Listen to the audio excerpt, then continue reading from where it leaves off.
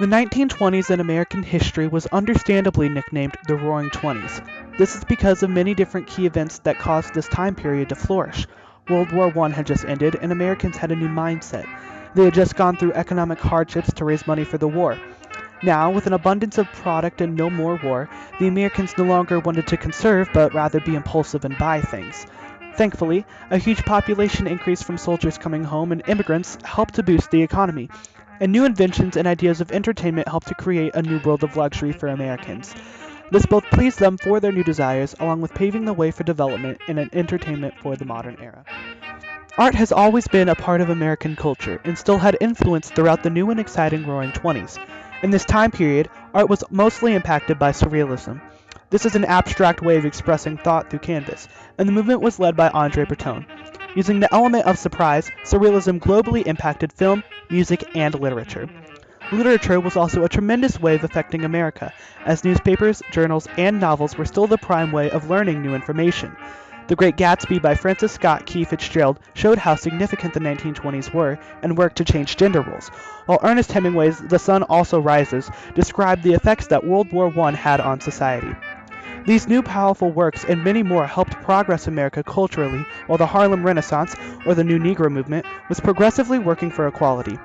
From 1917 to 1930, Langston Hughes and Zora Neale Hurston helped African Americans use literature, as well as music and art, to defy racial stereotypes and work towards racial and social integration. Their biggest stride towards creating a new image of African Americans was the development of the Jazz Age. During the 1920s, the new genre of music called jazz swept the nation. Sometimes called the devil's music, jazz was unlike any type of music that had been played before, as it seemed more forceful and distorted.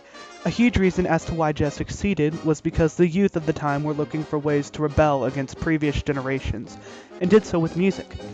With this new love of jazz came the love of dance. Dance clubs were created and started to transform many different types of music, such as classical, operettas, and folk, into dance to satisfy the public craze for it. Many new kinds of dances were also developed as well, such as the Charleston and the Lindy Hop. Jazz and the attention this genre got put big stars such as Ma Rainey, Bessie Smith, and Mamie Smith in the blues spotlight. While these black women were only singers, they gave a new light to both the black civil rights and female equality movements. Another reason why jazz became so popular was because during the 1920s, people no longer had to go out to experience music. Unlike ever before, they could listen to music at any time with the new invention of the radio. In November of 1920, 1,000 people listened to the first public radio broadcast, and it was done through the KDKA station of the Warren G. Harding election. Since then, many different areas and ideas have developed. Music was able to be broadcasted into American homes, and film studios used the technology to insert sound into their movies.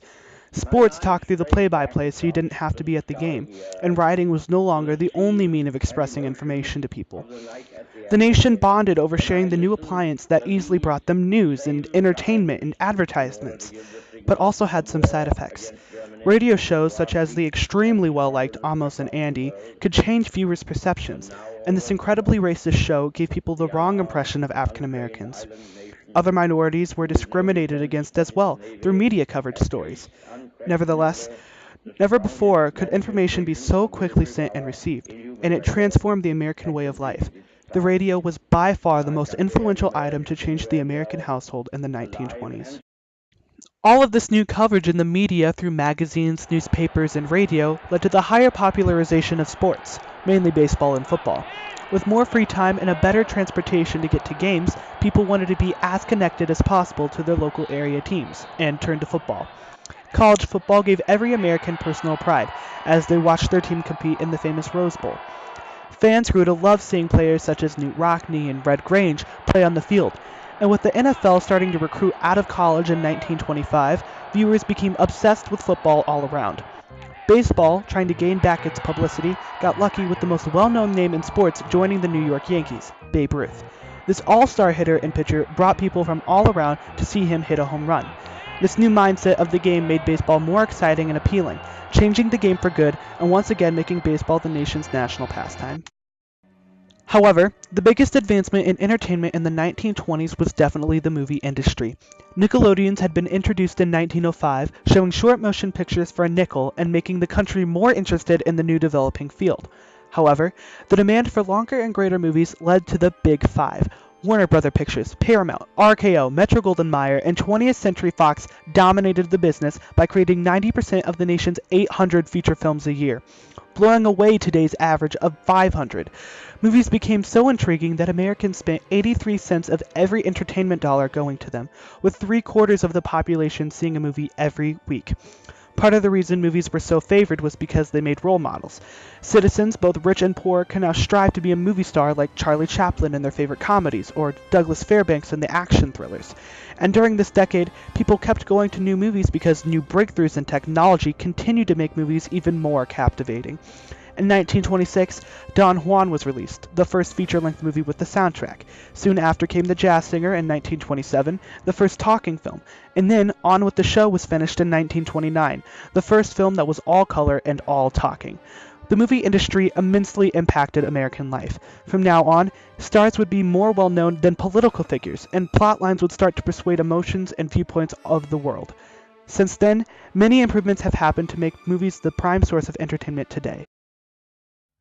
Entertainment as a whole made its biggest strides during the Roaring Twenties.